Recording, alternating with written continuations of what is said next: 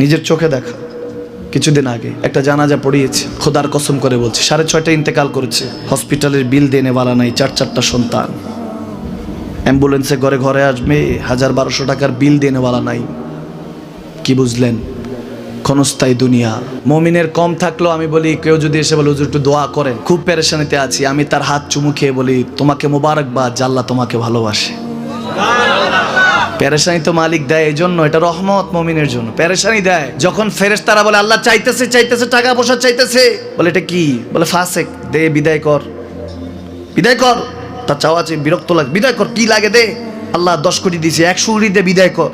মুমিন যখন চাইতে থাকে আল্লাহ আমাকে কিছু লাগবে, যখন একটু করে চায় আমার মাটাকে সুস্থ করে দাও, বাবাটাকে আল্লাহ আমার স্ত্রীকে, আমার আমাকে একটু তৌফিক দাও, চাইতে থাকে মুমিন। আল্লাহ বলে যখন ফেরেশতারা দেখে মুমিন চাচ্ছে, দেরি করতে পারে না, তাড়াতাড়ি খাজানা নিয়ে দিতে নেবে, আল্লাহ বলে রাখোস না, এত তাড়াহুড়া কিসে?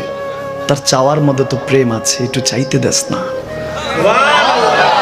থাকুক না মুমিন আর একটু পেরেশান, থাকুক না, থাকতে দেস না, একটু থাক, একটু থাক।